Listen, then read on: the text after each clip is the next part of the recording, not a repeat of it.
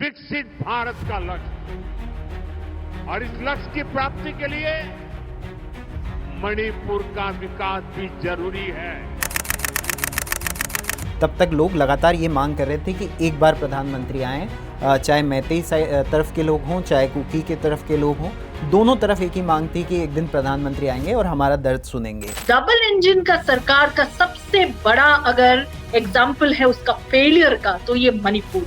इम्फाल में भी जो प्राइम मिनिस्टर ने स्पीच दी उसमें उन्होंने नेपाल का जिक्र किया। साथियों, आज मणिपुर की इस धरती से मैं नेपाल के मेरे साथियों से भी बात करूं। 7,000 घर हमने बनाए बोले, अरे 60,000 लोग बैठे हुए हैं दोनों साइड में, छोटे छोटे कमरों में खड़े होके बैठे हुए हैं, वेट करके कि सेंटर कुछ करेंगे। तो ये तो नहीं हुआ। लेकिन प्रधानमंत्री ने एक भी रिलीफ कैंप का दौरा नहीं किया। जो लोग रिलीफ कैंप में रह रहे थे उनको बुलाया गया और प्रधानमंत्री से मुलाकात कराई गई। प्रधानमंत्री नरेंद्र मोदी लंबे अंतराल के बाद मणिपुर गए, मणिपुर के लोगों से मिले। 2023 में, मई 2023 में जातीय हिंसा शुरू हुई थी मणिपुर में। उसके बाद बड़े लंबे अंतराल के बाद प्रधानमंत्री नरेंद्र मोदी मणिपुर गए और इसी विषय पर चर्चा के लिए मेरे साथ दो खास मेहमान हैं। याकूत अली जो कि इंडिपेंडेंट जर्नलिस्ट है, उन्होंने मणिपुर पर काम किया है, और साथ ही हमारी द वायर की नेशनल अफेयर्स एडिटर संगीता बरुहा पशरोटी, जिन्होंने मणिपुर हो, असम हो या पूरे नॉर्थ ईस्ट के ऊपर वो रिपोर्टिंग करती है, एक्सक्लूसिव रिपोर्ट्स लाती है, और उन्होंने मणिपुर के ऊपर एक्सक्लूसिव रिपोर्टिंग की है जो आप द वायर के वेबसाइट पर भी देख सकते हैं, पढ़ सकते हैं। नमस्कार संगीता, स्वागत है आपका इस स्पेशल चर्चा में। हम चर्चा करेंगे कि मणिपुर के लंबे अंतराल के बाद मणिपुर में प्रधानमंत्री नरेंद्र मोदी गए, वहाँ के लोगों से बात की, लेकिन उनके भाषण में कहीं पर भी जो फोकस था वो था कि हमने इतने प्रोजेक्ट किए हैं, इतने कर रहे हैं, और पिछले 11 सालों में लगातार हम वही सुनते आ रहे हैं। वही टोन थी उनके जो भाषण में थी। लोग वहाँ पर इसलिए आए थे कि वो कहीं पर सुने कि जो जातीय हिंसा है या जितने लोग मरे हैं उनके प्रति संवेदनाएं हो, या उन पर कुछ बोले, या जो अभी हो रहा है या आगे जो होगा उसको हम कैसे ठीक कर सकते हैं। क्या कहेंगे आप इसके बारे में? जिससे आपने कहा, मतलब ये पहुंचे तो हैं, लेट पहुंचे हैं, मतलब 2.5 साल बाद पहुंचे हैं, और उसके बाद लोग चाहते थे कि वो कुछ कॉन्क्रीट कुछ सोल्यूशन देके आए। लोग वहां पे बहुत परेशान है। इकोनॉमी का जो हालत है, दोनों तरफ हालत खराब है उस स्टेट का। किसी के हाथ में पैसे नहीं है, सब बहुत सारे लोग बाहर आ चुके हैं काम वाम करने के लिए, कुछ ऐसी हालत में है लोग। घर तो बहुत लोगों का जल चुका है, खत्म हो चुका है। 60,000 लोग आईडीपी जो हम कहते हैं, इंटरनली डिस्प्लेस्ड पीपल है उस स्टेट में। तो एक बहुत संकट से गुजरा है लोग। उसके बाद आप जब जाते हो, आप पैसों का कुछ लालच देके आप ऐसे बात करते हो जैसे जो हुआ भूल जाओ, तुम्हारी ही गलती थी, और अब मैं जो सपनों का सौदागर आ रहा हूं पैसे लेके, वो उसके बारे में उसको ध्यान दो। ऐसी वाली एक माहौल में वो बात करे। जब हम मणिपुर देखते हैं तो उसमें बात देखते, आप बस देख लीजिएगा न्यूज़पेपर्स के हेडलाइंस। वहां पे संगाई एक्सप्रेस जो मैतेई समाज के बहुत ही, मतलब एक मणिपुर का पेपर है बड़ा, और वो इम्फाल बेस्ड है। तो उसमें हेडलाइन क्या आया? उसमें हेडलाइन ये आया कि मोदी साइलेंट ऑन सोल्यूशन, खाली डेवलपमेंट और फंड की बात कर रहे हैं। तो नेक्स्ट डे हमने क्या देखा? पूरे विकसित भारत का फुल एड हमने देखा संगाई एक्सप्रेस को। ये पॉइंट आउट करना जरूरी है क्योंकि देश के बहुत एक कोने में हो रहा है ये चीज। जो इमीडिएट जो रिस्पॉन्स, जो विकसित भारत की बात प्राइम मिनिस्टर करके आते हैं, उनको क्रिटिसाइज किया जाता है, अगला दिन फुल पेज 1 का एड मिलता है। उसके बाद आप देखेंगे फ्रंटियर मणिपुर में रिपोर्ट आती है कि मोदी ने हमारा जो दुख है उसको प्राइस किया है 8,500 करोड़। तो ये वाली जो बात, मतलब हर जगह अब कहीं में भी आप देख लो, वहां पे ऐसे ही हेडलाइंस है। और हेडलाइंस में और भी जो हमको दिखाया नहीं गया नेशनल मीडिया के थ्रू, वो सब चीजें इतनी कम दिखे। और उसके बाद हमने देखा सोल्स ले लो आप, इनके जितने भी वो है सिविल सोसाइटी ग्रुप से इम्फाल में, सभी ने अपोज किया और सभी ने सवाल भी पूछा है कि ये जो मिसिंग पर्सन है वो उस पे मोदी क्यों साइलेंट है, कहाँ गए वो लोग। बहुत सारे लोग अभी भी मिसिंग है, जो याकूत बता सकते हैं, अपने ग्राउंड रिपोर्ट उन्होंने बहुत ये सब में किया है। तो कह सकते हैं इसका सवाल आया। तो ये बहुत सारी चीजें हैं। और ऊपर से बीजेपी का अपना ही एमएलए पावनीलाल हाउकिप जो कुकी है, उन्होंने कहा 10 मिनट भी प्राइम मिनिस्टर ने हमारे को नहीं दिया कि हमारे दुख के बारे में, हमारे इतने लेट आए और 10 मिनट भी हमारे दुख के बारे में सुनने के लिए नहीं दिया। ये अपने ही इनके एमएलए कह रहे हैं। ऊपर से आप अगर देखें मेटे एमएलए जो सावलबौन से आते हैं, एन बीरेन सिंह के सन इन लॉ है इमो सिंह, वो भी ट्विटर पे गए। उन्होंने कहा कि ये सब विजिट मीनिंगफुल होगा अगर इसका कोई रिजल्ट निकलता है। उन लोगों ने भी एक मेमोरेंडम दिया कि हमारे को ये चीजें चाहिए। तो आप देखेंगे कोई साइड भी खुश नहीं है। पिछले 11 साल से तो हम देख रहे हैं कि जिस तरह से मोदी जी भाषण करते हैं उनकी तो वाहवाही होती है, लेकिन भाषण के बाद जो मणिपुर की जनता थी याकूत, वो यहाँ पर निराश दिखी। कई सारे लोग थे वो सुनना चाहते थे कि प्रधानमंत्री जो है वो शांति की जो अपील है या शांति कैसे मणिपुर में वापस आ जाए, इसके ऊपर वहाँ की जनता जो है वो सुनना चाहती थी। लेकिन प्रधानमंत्री ने उससे ज़्यादा जो अपना फोकस था या जो एक भाषण का पूरा जो केंद्र था वो डेवलपमेंट थी, या हम इतने पैसे दे रहे हैं, हम इतनी डेवलपमेंट कर रहे हैं। अतुल, इसको समझने के लिए हमें पहले जाना होगा 2023 में। आप अगर देखेंगे तो वायलेंस 2023 में शुरू हुआ। पहली बार प्रधानमंत्री ने चुप्पी तोड़ी जुलाई 2023 में, जब हमने देखा कि 2 महिलाओं को वहाँ पे निर्वस्त्र घुमाया गया। उसके बाद प्रधानमंत्री ने कुछ सेकंड्स के लिए पार्लियामेंट सेशन से पहले आके मीडिया को बात रखी अपनी, और वहाँ पे भी उन्होंने राजनीति करी। प्रधानमंत्री ने मणिपुर की बात तो की, लेकिन साथ साथ इस तरीके से उसको पेश किया कि चाहे घटना मणिपुर की हो या राजस्थान की हो। आपको याद होगा उस वक्त राजस्थान के चुनाव करीब आ रहे थे, तो प्रधानमंत्री की जो हम देखते आए हैं वो मैसेज क्लियर पहुंचाते हैं जहां भी उनको पहुंचाना होता है। राजनीति में उनकी कोई कमी नहीं रहती है। वही अगर हम बात करें तो जो मैं देख पा रहा हूं उनके लगातार बयान नॉर्थ ईस्ट को लेकर, वो थोड़ा सा, मुझे नहीं लगता शायद उनकी जो भी टीम है वो समझ पा रही है। अभी भी जो मुझे समझ में आया कि वो अभी वहाँ पर इसलिए गए क्योंकि कुछ टाइम में असम में चुनाव होने जा रहे हैं। ये एक मुख्य कारण जो मुझे समझ में आ रहा है कि वो मणिपुर गए, क्योंकि लोकसभा चुनाव के दौरान भी वो नॉर्थ ईस्ट के किसी भी राज्य में नहीं गए, क्योंकि उन्हें पता है अगर वो जाएंगे तो इम्पैक्ट होगा। लोग सवाल पूछेंगे कि आप यहाँ आए, यहाँ से इतने किलोमीटर दूर मणिपुर क्यों नहीं जा पा रहे हैं। तो ये वजह थी कि उन्होंने शुरुआत कर दी है कि मणिपुर जाकर, और दूसरा शुरुआत ऐसे करी कि उनको ये भी नहीं ब्रीफ किया गया कि उनके ही गृह मंत्री जो 2023 में गए थे वहाँ पर, उन्होंने प्रेस कॉन्फ्रेंस की थी, उनके ही जो बातें उन्होंने कही थी, आधी बातें तो उन्होंने वही रिपीट करी हैं अपने भाषण में। और जो उनके ही गृह मंत्री ने भाषण में अपने स्पीच में जो मीडिया को दिया था इम्फाल में, जैसे कि रेलवे स्टेशन की बात हो, रोड कनेक्टिविटी की बात हो, वही उन्होंने रिपीट करी है। और अगर उसकी ग्राउंड रियलिटी भी देखें तो जो फ्री मूवमेंट की बात करते हैं गृह मंत्री, वहाँ पे कोई फ्री मूवमेंट नहीं है। जो हिल और वैली का डिवाइड है वो अभी भी डिवाइड है। ऑर्डर बहुत ही खराब है जी, अभी भी हम देख ही रहे हैं, जैसे आप बता रहे हैं। एक चीज़ और, आप संगीता के पास जाएं उससे पहले मैं रखना चाहूँगा, इम्फाल में भी जो प्राइम मिनिस्टर ने स्पीच दी उसमें उन्होंने नेपाल का जिक्र किया। उनको पता सब है कहाँ पे क्या हो रहा है।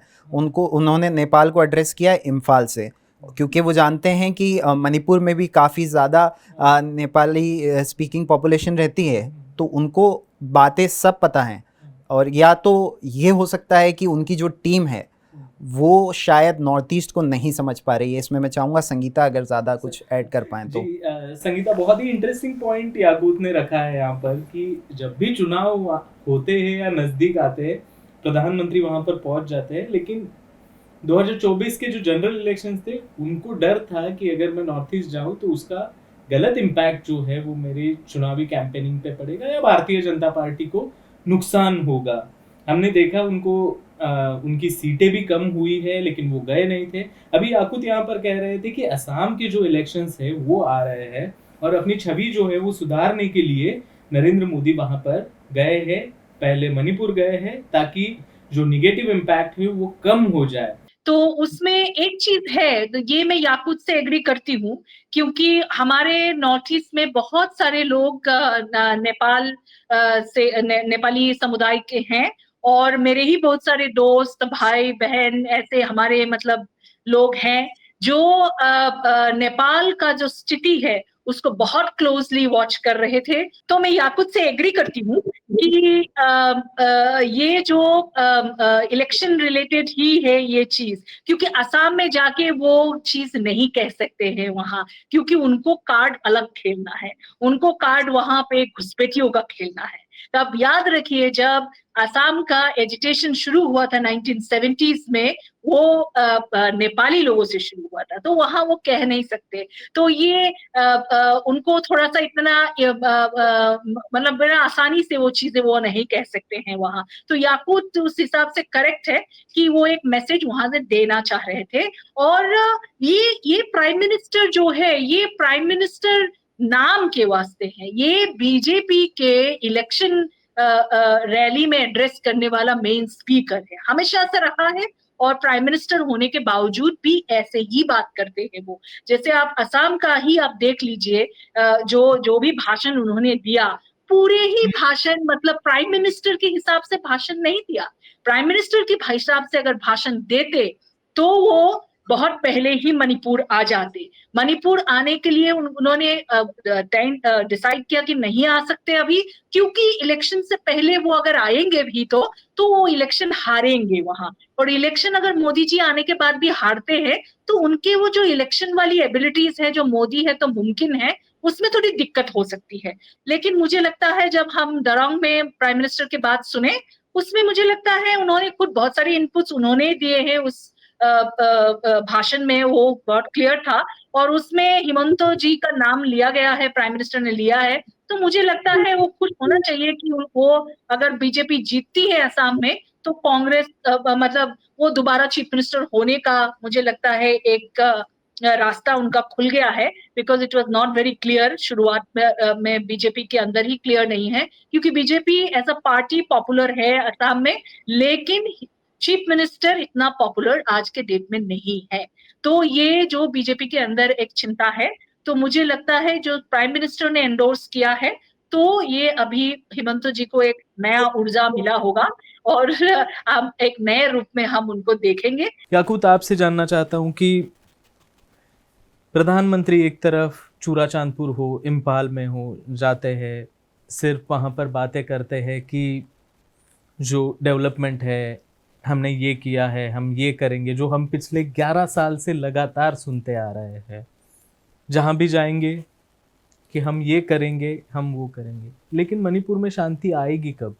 क्योंकि डबल इंजन की जो सरकार थी वो तो अभी डबल इंजन की सरकार वहाँ पर नहीं है। सरकार तो जो है वो चली गई है वहाँ पर बीरेन सिंह की, अभी प्रेसिडेंट रूल है, और आगे भी प्रेसिडेंट रूल कितने दिन तक रहेगा इसका हम आंसर अभी तो नहीं दे सकते। देखो अतुल, जब तक प्रधानमंत्री वहाँ पर नहीं गए थे तब तक लोगों की ये मांग थी कि प्रधानमंत्री आएँ, हमारा दर्द सुने, हमारे साथ कुछ वक्त बिताएं। तब तक लोग लगातार ये मांग कर रहे थे कि एक बार प्रधानमंत्री आएँ, चाहे मैतेई तरफ के लोग हों चाहे कुकी के तरफ के लोग हों, दोनों तरफ एक ही मांग थी कि एक दिन प्रधानमंत्री आएंगे और हमारा दर्द सुनेंगे, चाहे उन्होंने कितनी ही देर कर दी हो। लेकिन अभी आखिरी बार जब मैं अप्रैल के महीने में गया था तब भी लोगों को ये उम्मीद थी कि प्रधानमंत्री के आने के बाद चीज़ें शायद सुलझ जाएंगी, उनको कुछ हो सकता है कि कुछ उनके लिए प्रधानमंत्री करें, उनका दर्द सुनने के लिए जाएं। लेकिन प्रधानमंत्री ने एक भी रिलीफ कैंप का दौरा नहीं किया। जो लोग रिलीफ कैंप में रह रहे थे उनको बुलाया गया और प्रधानमंत्री से मुलाकात कराई गई। जो मुलाकात में हुआ वो भी अभी हमें पता नहीं चला है, क्योंकि कुछ वीडियो सामने आए उसमें से तो जो माइक था उसको तो म्यूट कर दिया गया, कि प्रधानमंत्री की क्या बात हुई, जनता को पता भी नहीं चली। बेसिकली ऐसे नहीं होता। जब भी प्रधानमंत्री जाते हैं तो उनकी पीआर की टीम हो या जो प्रधानमंत्री का पूरा काफिला है वो हमेशा माइक हो कैमरा हो वो लेके जाते हैं। हमने पहले भी देखा है। क्या क्या चीजें रही होगी कि यहाँ पर कैमरा माइक म्यूट क्यों किया होगा ये सब? ताकि जो जनता है उनका दर्द बाहर नहीं आए। सबसे बड़ी बात, जनता जो बात कह रही है, मैं बताता हूँ, जनता कह रही है कि हमारा घर जला दिया गया। उससे थोड़ी देर पहले प्रधानमंत्री बयान दे रहे हैं कि हमने मणिपुर के लिए 60,000 घर बनाए। तो जो मीडिया है वो तो पिक करेगी। वो हो सकता है जो हमारे वायर जैसे इंडिपेंडेंट प्लेटफॉर्म हैं कुछ इस तरीके के स्टोरीज़ भी निकालें कि प्रधानमंत्री ने क्या कहा और लोगों ने उनसे क्या कहा। प्रधानमंत्री ने लोगों से कहा कि हमने 60,000 घर बनाए। लोगों ने हो सकता है उनसे शिकायत की हो कि हमारे 60,000 लोग अभी भी बाहर रिलीफ कैंप में रह रहे हैं। रिलीफ कैंप में क्या हालत है उस बारे में बातें, ये सब बातें हैं जो कि अगर माइक जो है अनम्यूट कर दिया जाएगा तो बाहर आ जाएंगी। यही वजह रही कि उनका माइक म्यूट था। अभी आपने पूछा कि क्या सॉल्यूशन हो सकता है, तो सॉल्यूशन अभी तक तो यही था कि लोग उम्मीद कर रहे थे कि प्रधानमंत्री आएंगे, प्रधानमंत्री हमारी बात सुनेंगे तो शायद जो प्रॉब्लम है वो सॉल्व हो जाए। क्योंकि डबल इंजन की सरकार है, मांगे भी किससे? प्रधानमंत्री से। और जो जनता ने अपना डिसअपॉइंटमेंट था वो उन्होंने दिखा दिया। जनरल इलेक्शन में दोनों सीटें लोकसभा की बीजेपी हार गई। अब प्रधानमंत्री जब हो आए हैं वहाँ पर, तब लोग अब ये कह रहे हैं कि अब हम क्या मांगें।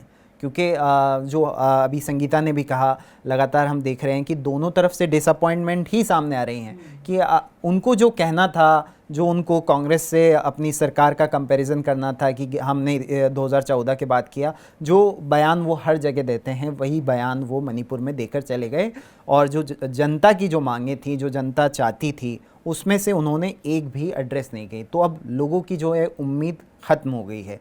लोगों का गुस्सा अभी मणिपुर में बढ़ रहा है। और इसके अलावा मैं आपको ये भी कहना चाहूँगा कि जो मणिपुर के जो लोग हैं, चाहे वो मैतेई हों या कुकी हों, वो उनको अगर कोई सवाल है तो उनको उसका जवाब चाहिए, वो लेकर रहेंगे। उनसे कोई आप घुमा फिरा के ये बात नहीं कर सकते हैं। अगर सामने वाला पूछ रहा है कि मैं अपने घर कब लौटूंगा, पहले बीरेंद्र सिंह वादा कर रहे हैं कि बहुत जल्द सबके घर बनवा दिए जाएंगे और सबको रीसेटल कर दिया जाएगा। उसके बाद प्रधानमंत्री कुछ और बात कर रहे हैं, फिर जो उनके लोकल लीडर हैं वो कुछ और बात कर रहे हैं। जो बात कर रहे हैं, जो उनकी आवाज़ उठा रहे हैं, जो दिल्ली आ रहे हैं, मिलना चाहते हैं, उनको वक्त नहीं मिल रहा है। जो मिल पा रहे हैं उनको 10 मिनट सुना जा रहा है। तो ऐसे कैसे और मतलब बात सामने आएगी। दूसरा, जब तक जवाब नहीं मिलेगा तब तक मुझे नहीं लगता है कि वहाँ पे लोग शांति से बैठेंगे। अभी भी जिस दिन प्रधानमंत्री गए उससे 2 दिन पहले जो प्रधानमंत्री जाने वाले थे उनके लिए जो डेकोरेशन था जो चूरा चांदपुर में, उसको वहाँ के लोगों ने हटाने की कोशिश करी। 2 लोग गिरफ्तार भी हुए। उसके बाद अभी भी वहाँ पे लोगों की लड़ाई चल रही है। जो हमारे लोग गिरफ्तार हो गए हैं उनको छोड़ा जाए, क्योंकि वो कह रहे हैं कि प्रधानमंत्री अगर यहाँ आ रहे हैं तो वो हमारा दर्द सुनने के लिए आ रहे हैं, हमें सुनने के लिए आ रहे हैं, ये डेकोरेशन नहीं देखने के लिए आ रहे हैं। अगर वो यहाँ आ रहे हैं तो उनको जो रियलिटी है ग्राउंड की वो ही दिखाई जाए। लेकिन वैसी रियलिटी तो दिखी ही नहीं, क्योंकि आप कह रहे हैं कि उन्होंने रिलीफ कैंप का दौरा नहीं किया, जहाँ हर जगह हम देखते हैं कि पिछले 11 सालों से मैं तो कह रहा हूँ कि जहाँ पर प्रधानमंत्री जाते हैं पूरा वहाँ पर एक पूरा डेकोरेटिव होता है, लोग आते हैं, अलग अलग प्रोग्राम होते हैं, जो कि आप कह रहे हैं कि मणिपुर में भी ऐसा हुआ जो लोगों को पसंद नहीं आया। 1100 से ज़्यादा FIR दर्ज हुई हैं, 60,000 लोग रिलीफ कैंप में रह रहे हैं, 260 से ज़्यादा ऑन रिकॉर्ड मौतें हैं। हो सकता है असली आंकड़ा कुछ और हो। और इसके अलावा आपको ये भी बताऊं कि कुछ लोगों ने वहाँ पे सुसाइड भी किया है क्योंकि उन्हें काम नहीं मिल रहा है और जो रास्ते हैं वो बंद हैं, ठीक है। और जो वादे हैं वो तो लगातार चल रहे हैं। वो उनके जो मुख्यमंत्री थे वो भी कर रहे थे, प्रधानमंत्री भी कर रहे हैं, गृह मंत्री ने भी किए। कुछ भी अभी तक ग्राउंड पे पूरा होता हुआ नज़र नहीं आ रहा है, सिवाय डिसअपॉइंटमेंट के। अभी भी हमने देखा जो मैती समाज के लोग हैं वो भी नाराज़ ही हैं, क्योंकि उनकी जो प्रॉब्लम है वो कुछ और है। वो नहीं चाहते थे जो इंसर्जेंट ग्रुप के साथ जो कुकीज़ के हैं उन जो सू एग्रीमेंट है वो साइन हो, वो हो गया। और वहीं कुकीज़ की जो मांग है वो भी अधूरी की अधूरी है। वो चाह रहे हैं कि हमें मैतेईस से टोटल सेपरेशन चाहिए। तो जब आप दोनों समुदाय की मांग को एड्रेस ही नहीं करोगे और कुछ अपनी अलग बात करके चले जाओगे तो आप कैसे, मतलब आपका मोटिव क्या था वहाँ पर जाने का? संगीता, मैं आपके पास आ रहा हूँ आखिरी सवाल लेके। अभी याकूत ने कहा कि वहाँ पर इन्फ्लेशन है या बेरोजगारी है जिसे कह सकते हैं, लोग बहुत परेशान हैं, लोगों ने सुसाइड तक किया है। ये बहुत ही मतलब शर्मनाक चीज़ है कि लोगों को काम नहीं है, लोग सुसाइड कर रहे हैं, लोग अपने घर नहीं जा रहे हैं, और वहाँ पर आप जाकर कहते हो कि हमने इतना डेवलपमेंट किया है, उतना डेवलपमेंट किया है, इतना करेंगे। तो ये जो वहाँ के लॉ एंड ऑर्डर हो या बेरोजगारी हो, ये जो हालात है, इस पर क्या कहेंगे आप कि किस तरह का फेल्योर है ये प्रशासन का?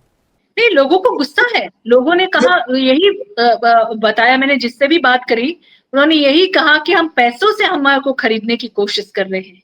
और आप अगर इम्फाल का जो स्पीच आप सुनेंगे उसमें उन्होंने ऐसे ही एक कहने की कोशिश करी है कि आप लोग मतलब डेवलपमेंट को रोक रहे हैं, अगर ये सब आप लोग करोगे तो डेवलपमेंट नहीं होगा। तो ये सारे उनको मतलब आप उन इतने दिन तो बाद आप गए हो, आप वो सुन नहीं रहे हो, आप उनको बस सुना रहे हो।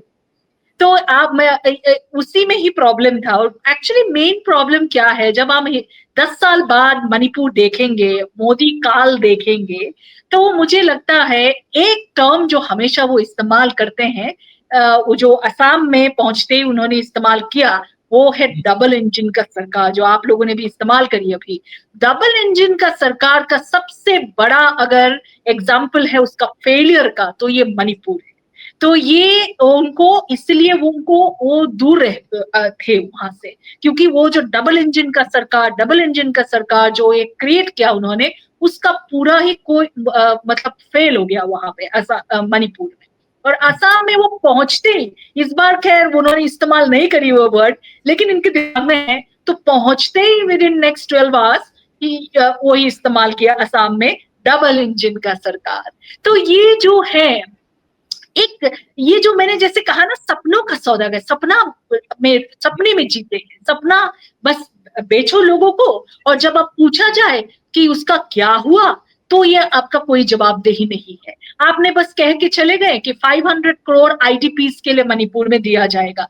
कब दिया जाएगा? ये जो लोग बैठे हुए हैं 2.5 साल से, उनको कब मिलेगा? 7,000 घर हमने बनाए बोले, अरे 60,000 लोग बैठे हुए हैं दोनों साइड में, छोटे छोटे कमरों में खड़े होके बैठे हुए हैं, वेट करके कि सेंटर कुछ करेंगे। तो ये तो नहीं हुआ। लेकिन मैं एक चीज कहूँ अतुल, सोल्यूशन ऐसा कोई रॉकेट साइंस नहीं है। ये सोल्यूशन जल्दी हो सकता है अगर प्रेसिडेंट्स रूल बहुत पहले दे देते, और अभी भी अगर गवर्नर को फ्री हैंड दिया जाए। आप अगर पॉलिटिक्स खेलना चाहते हैं, आप अगर प्रेसिडेंट्स रूल दे रहे हैं कि कैसे बीजेपी का सरकार वापस आए, कैसे बीजेपी पे ट्रस्ट लोगों को वापस आए, ये अगर मनसा के साथ अगर आप प्रेसिडेंट्स रूल दे रहे हैं, तो ये सक्सेसफुल नहीं है। आप you will be cutting corners there. तो पीस आपके लिए इतना जल्दी नहीं आएगा। लेकिन अगर आप गवर्नर को फ्री हैंड देते हैं, और चाहे आर्म्स जो रिट्रीव करने का जो उनका जो शुरुआत उन्होंने किया था, चाहे वो रास्ता खुलवाने का, सब कुछ कर सकते हैं। क्योंकि मैं उस रीजन से आती हूँ, हमने 80s 90s में देखा था, जब प्रेसिडेंट्स रूल होता है और पूरा सरकार कोई पॉलिटिक्स नहीं करते हैं, लाइन पे सीधा सब कुछ आ जाता है, लॉ एंड ऑर्डर सीधा हो जाता है, हिसाब में आते हैं। अब आप नहीं कर रहे हैं। याकूत ने बहुत सारे एफआईआर गिनवाए, वेरी इंपॉर्टेंट। एक में भी कोई कार्रवाई हो तो मुझे बताइए। कोई भी आप अरेस्ट कुछ कर रहे हैं, लेकिन आप उसको आगे कहाँ बढ़वा रहे हैं? क्या ये सब स्पीडी जो ट्रायल होनी चाहिए, क्योंकि लोग वहां विक्टिम्स को एक सेंस ऑफ जस्टिस मिलनी चाहिए, तभी क्लोजर आएगी। लेकिन वो नहीं हुआ है। मैं एक एग्जांपल देना चाहती हूँ जिसके बारे में मैंने वायर में भी लिखा था। बहुत सारे केसेस हैं, लेकिन ये केस सबसे स्टैंड आउट करता है। इसलिए स्टैंड आउट करता है क्योंकि एक आर्म्ड मिलिशिया जो बीजेपी के है राज्यसभा मेंबर सनाजोबा चलाते हैं, लेशंबा सनाजोबा, वो जो चलाते हैं वहां, तो वो पे एक्यूजेशन कुकी लोगों का है कि इन्होंने हमारे घर जलाया, हमारे को अटैक किया, और उसका जो आर्मी चीफ है वो आर्मी चीफ मणिपुर पुलिस के हवलदार भी है, कांस्टेबल, हेड कांस्टेबल भी है। तो आप दोनों तरह आप कैसे चला रहे थे? और ये एक ऐसा कांस्टेबल है जिसको पहले सस्पेंड किया गया था आर्म्स डीलिंग में, आर्म्स एक केस में, स्मगलिंग वाला केस में वो किया था। तो उसके बाद आपने कैसे उनको चलने दिया दोनों तरफा? जब हम कहते हैं कि मणिपुर पुलिस इन्वॉल्व है कि नहीं है, यही केस जो है सबसे बड़ा सवाल लाके खड़ा करता है। और जब प्रेसिडेंट्स रूल हुआ उसके बाद ही उनको सैक किया गया, टर्मिनेट किया गया उनका सर्विस, और उनको जेल में अरेस्ट किया गया।